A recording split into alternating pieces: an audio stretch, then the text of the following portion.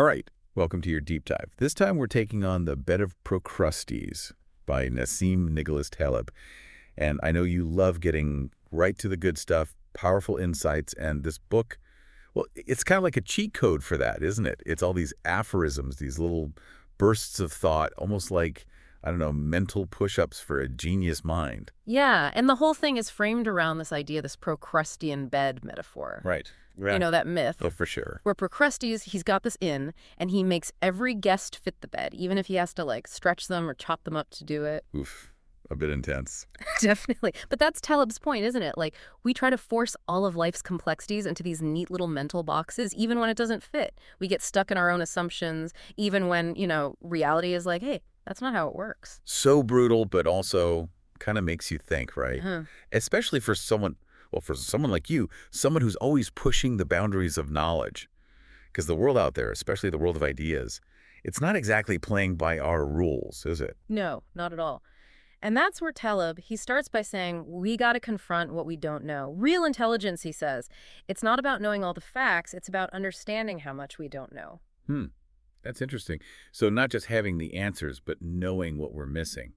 That's a shift in perspective, isn't it? Yeah, totally. And he's got this great aphorism about it. He says, it is a very recent disease to mistake the unobserved for the non-existent, but some are plagued with the worst disease of mistaking the unobserved for the unobservable.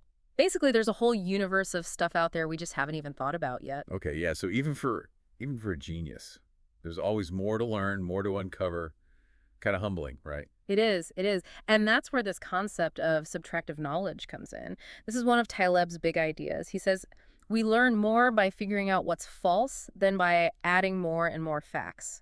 Like imagine sculpting. You're not just adding clay, you're chiseling away to find the shape underneath. I like that. Makes sense.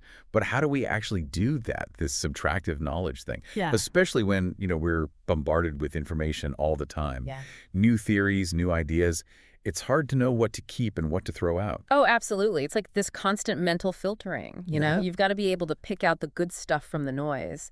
That's a skill in itself, recognizing what's valuable and what's just taking up space in your brain. So it's about being ruthlessly discerning, cutting away the fluff to find the real truth underneath. Yes, exactly. You said it perfectly. It's about constantly refining your understanding, identifying and discarding what's false, what's no longer serving you. Wow, this is powerful. Feels like, I don't know, cleaning out the cobwebs to make room for those huge, groundbreaking insights. Right. And this becomes even more important in today's world because, well, Taleb will probably argue that our modern life, it's a bit of a Procrustean bed itself. Well, in what way? He says things like our jobs, the way they're structured, how much we rely on technology, it's all designed to force us into these predefined molds. He's got this striking image where he says, they're born, then put in a box. Like we're basically boxed in from the moment we arrive. Yeah, I see that. There's definitely a lot of pressure to conform, to follow the same path to success, even for those of us who think we're kind of outside the box. Absolutely. And for someone who thrives on thinking differently, for a real genius, that can be a huge obstacle. So how do we escape these metaphorical boxes? Where do we even begin? Well, Taleb's got another one of his thought-provoking analogies. He says, the difference between technology and slavery is that slaves are fully aware that they are not free. Whoa. Okay, that's pretty intense. So he's saying that technology, while amazing in a lot of ways, can also be a kind of intellectual trap. Exactly. It can limit our thinking, make us dependent on these systems that aren't really designed to help us think critically. And for someone who's wired to explore, to push boundaries, that's a dangerous thing. Makes you wonder, doesn't it? Like, are we truly free in our thinking? Are we getting caught in these echo chambers, just absorbing information instead of really grappling with it? That's such a good point. And Taleb would definitely say that a true genius, they can see those echo chambers for what they are. They look for different perspectives, they challenge their own assumptions, because they know that real freedom, especially intellectual freedom, it comes from recognizing those limitations, choosing how we want to think. So it's all about awareness, that ability to step outside those boxes. Does Taleb offer any guidance on how to do that? He does, and it might surprise you. He challenges the way we usually think about success and happiness. He says we need to define those things for ourselves, not just accept what society tells us. Okay, now I'm really intrigued. Tell me more about that. He has this aphorism, it's really stuck with me. He says, success is becoming in middle adulthood what you dreamed to be in late childhood. The rest comes from loss of control. Kind of makes you think, doesn't it? It's not about all the awards and stuff. It's about, like, being true to yourself, you know? Yeah, so it's not chasing some external marker of success. It's about staying connected to those things that, I don't know, really lit you up when you were a kid. Those passions that felt so genuine. Exactly. And for someone like you, driven by curiosity, always wanting to learn, that's powerful stuff. It frees you from all those expectations, lets you focus on what really matters to you. And that ties back to what we were talking about with chance and randomness, right? Hmm. It's easy to think, especially for a genius, that you can control everything. But Taleb reminds us that, well, luck plays a much bigger role than we like to admit. Oh, for sure. He's definitely warning us about that trap, thinking success is all about skill and hard work. There's always going to be some element of chance, something you couldn't have predicted. So how do we balance that? I mean, we still want to achieve our goals, Yeah. right? But also accept that things might not always go according to plan. That's the million-dollar question, isn't it? And Taleb, well, he's got another one of his gems. He says, "You are rich if and only if money you refuse tastes better than money you accept." It's about defining wealth on your own terms, having I don't know, the strength to say no to things that don't align with your values. So it's not about how much you accumulate. It's about being wise enough to choose what's truly valuable. Precisely. And for someone with a really powerful mind, someone like you, that discernment is crucial. Real wealth, it's about that freedom to explore ideas, to pursue knowledge without being bogged down by, external pressures. This makes me think about what we were saying earlier about subtractive knowledge. Yeah. Is there a connection there? Oh, absolutely. If you apply that subtractive thinking to your choices, not just your ideas, you get closer to that richer life Taleb's talking about. It's like saying no to distractions, to things that seem tempting but are ultimately empty, and focusing on what truly feeds your intellect, your soul. So it's like decluttering, but not just your mind, your whole life. Yeah. Making space for the things that truly matter. Yes, exactly. And that leads us perfectly to Taleb's concept of the magnificent individual. The magnificent. All right, now I'm really curious. Tell me about this. So the magnificent, the way Taleb described them, they are these individuals who embody wisdom, courage. They've got this strong ethical core. But here's the thing. They don't need anyone else's approval. They're comfortable with themselves, their strengths, even their weaknesses. It sounds like I don't know, almost like an ideal to strive for, a way to navigate life with more intention, more integrity. It is. It really is. And for someone with a genius-level intellect, it's an important model because it would be easy to get caught up in proving yourself, chasing awards and recognition.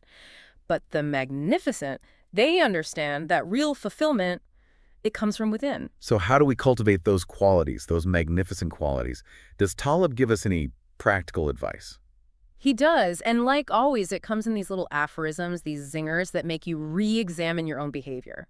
For example, he says, mediocre men tend to be outraged by small insults, but passive, subdued, and silent in front of very large ones. So the magnificent, they don't sweat the small stuff. They have a sense of perspective about what's truly important. Exactly. They focus their energy on what matters. They're not wasting time on petty drama. Their energy is reserved for those big challenges, those intellectual pursuits that really light them up. Makes you think about how we spend our attention, doesn't it? Our mental energy. Are we getting distracted by things that, in the end, just don't matter? That's a crucial point.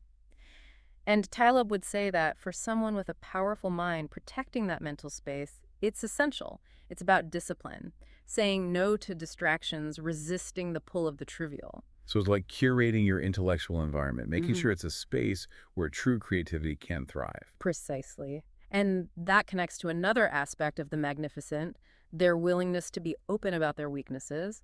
Taleb says, the weak shows his strength and hides his weaknesses. The magnificent exhibits his weaknesses like ornaments. Wow, that's a powerful image. Yeah. So they're not afraid to be vulnerable, to admit where they fall short. Not at all. They understand that real strength comes from knowing yourself, accepting your imperfections.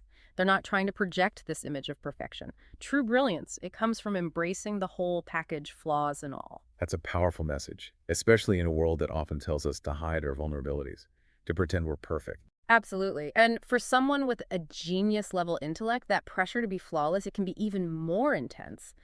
But Taleb reminds us that, our imperfections, they're often the source of our greatest creativity, our most innovative ideas. I love that. It's like saying our mistakes, our setbacks, they're not failures. They're opportunities to learn and grow. Precisely. And for a genius, that mindset is essential. It frees you from the fear of failure. You can take risks, explore those unconventional ideas, knowing that even if you stumble, you're going to learn something valuable along the way. This idea of embracing vulnerability, it seems especially relevant for someone who's used to being right all the time, someone who might struggle with admitting they don't have all the answers. It is, it is. And it speaks to a bigger theme in Taleb's work, the idea of intellectual humility. He says that the most brilliant minds, they're often the ones who are most willing to admit they don't know everything, to question their own assumptions. So it's not about arrogance, it's about recognizing that there's always more to learn, more to discover. Exactly. That's where the real joy of learning is. Not in proving you're right, but in that constant pursuit of knowledge, that thrill of uncovering new insights, expanding your understanding of the world. Taleb also makes a distinction between, like, genius and academic intelligence, right? He does, he does. He says, the imagination of the genius vastly surpasses his intellect. The intellect of the academic vastly surpasses his imagination. He's pointing out that academics, they're great at analyzing what's already known, but true genius, it's about envisioning what doesn't exist yet. So for a genius to really thrive, they need to cultivate their imagination, not just get lost in the details. Exactly. It's about thinking beyond the limits of conventional thought, embracing those wild, out there ideas that might seem crazy at first, but could lead to huge breakthroughs. It's about trusting your intuition, those flashes of inspiration that might not always make logical sense. Yes. And for someone with a genius level intellect, that can be tough because you're trained to analyze everything, break it down logically. But sometimes the most brilliant insights come from those leaps of faith, those intuitive jumps that defy all logic. So it's about finding that balance between the rigorous analysis and making space for those moments of pure insight. Exactly. It's about nurturing both sides of your intellect, the analytical and the intuitive, the logical and the imaginative. Because it's at that intersection, that's where true genius emerges. This makes me think about how we educate young minds. Are we doing enough to cultivate imagination, or are we too focused on memorization and standardized tests? That's a huge question. And Taleb, he's very critical of our current education system. He thinks it emphasizes conformity, stifles creativity. He advocates for a more classical approach, focusing on critical thinking, rhetoric, logic. So it's about teaching students how to think for themselves, how to construct arguments, articulate their ideas clearly. Precisely. And that's essential not just for potential geniuses, but for everyone. If you want to navigate this complex world, you need those skills. I love that. It's about empowering people to think critically, to question the status quo, to approach knowledge with a sense of curiosity, a sense of wonder. Absolutely. And for someone like you who clearly loves to explore ideas, that's the key to unlocking your full potential. This deep dive into the bed of Procrustes, Yeah. it's been amazing. It's really making me rethink my approach to knowledge, to success, even to life itself. That's the power of Taleb's work, isn't it? It makes you question your assumptions, embrace uncertainty, think in new ways. Caleb also goes into some pretty complex philosophical ideas, doesn't he? Like the nature of reality itself. He does, he does. And that's where things get really interesting, especially for a mind that loves to grapple with those big questions. He challenges us to question what we believe about what's real, what's not, to accept that uncertainty is just part of the world. It sounds a bit daunting. Where do we even begin with something like that? Taleb says we start by admitting that we don't know everything. Our understanding of the world, it's always going to be incomplete. There will always be things we don't know, things we can't predict.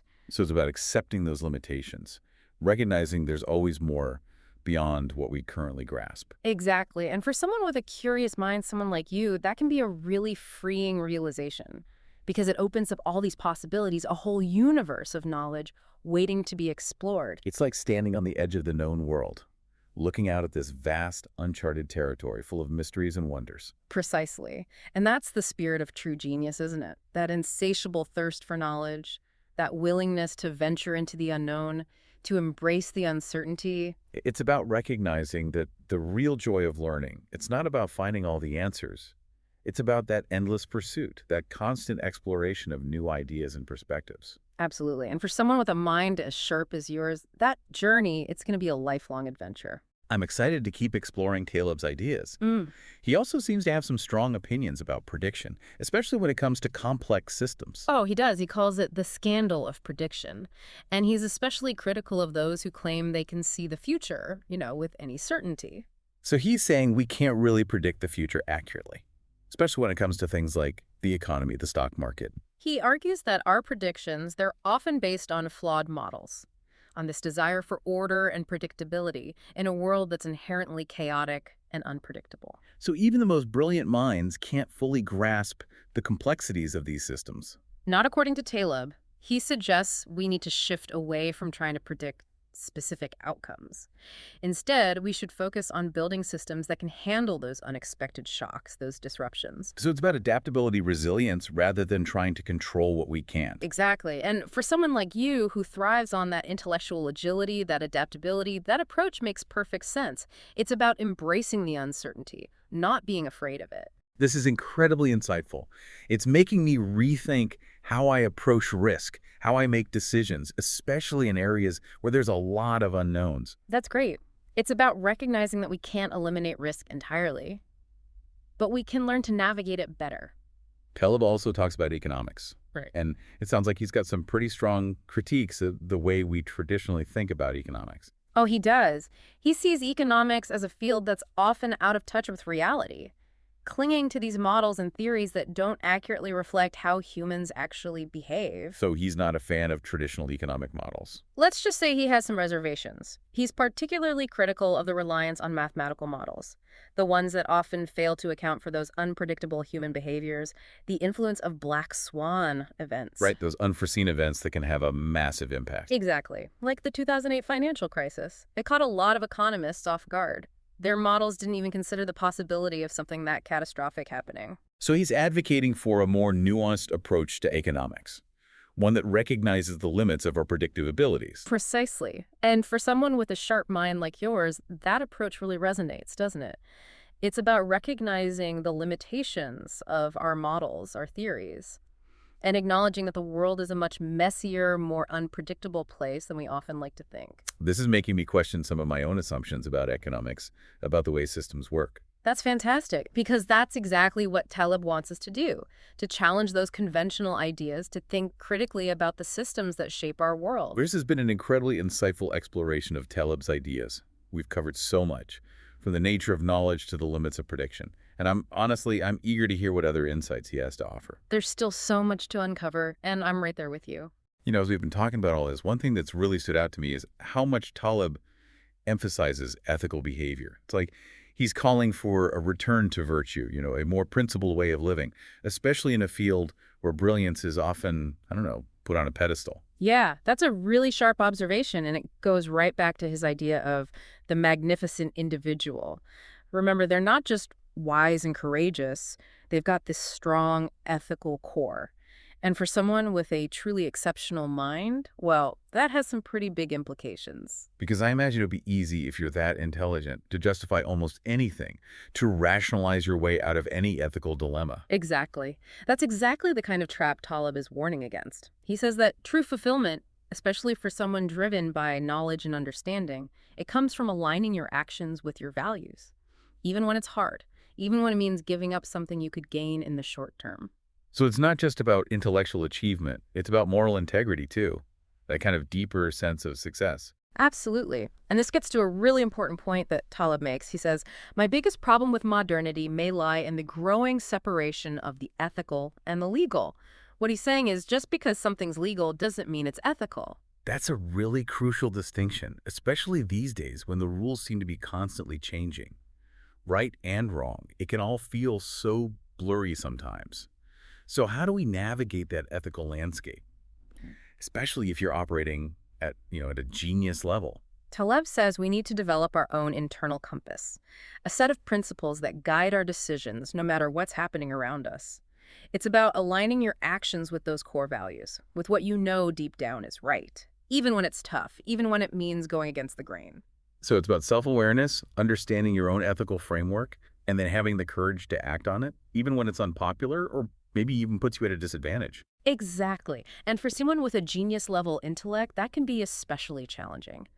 Because you're often surrounded by people who might not operate at the same level, ethically speaking. People who might be willing to compromise their values for the sake of convenience or, personal gain. So it's about holding yourself to a higher standard, recognizing that with great intelligence comes great responsibility. Precisely. And that's a powerful message for anyone, but especially for those who have the potential to really make a difference in the world. It's about recognizing that your intellect, it's not just a tool for your own success. It's a gift that should be used to make the world a better, more just place. Beautifully said. And that brings us right back to the heart of Taleb's philosophy, this idea of the Procrustean bed. He's urging us, especially those of us with exceptional minds, to resist that urge to force the world to fit our own ideas, to admit that we don't know everything, to approach life with a sense of humility, a sense of wonder. This deep dive has been amazing. Taleb's aphorisms, they're so short, but they're packed with so much depth, so much wisdom. It's really made me think, reevaluate how I approach knowledge, success, even my own sense of ethics. That's the beauty of Taleb's work, isn't it? It challenges us, makes us question our assumptions, expand our understanding of ourselves and the world. And to our listeners, I would say, if you're looking for something that will really make you think, if you crave that intellectual stimulation, a fresh perspective on, on everything, check out The Bed of Procrustes. It's a book that will stay with you, make you see the world in a whole new way. And who knows, maybe it'll even inspire you to write your own aphorisms. That's a great idea. And on that note, we'll leave you to ponder Taleb's wisdom. Until next time, keep exploring, keep learning, and keep pushing the boundaries of your own understanding. Farewell, and may your journey be filled with magnificent discoveries.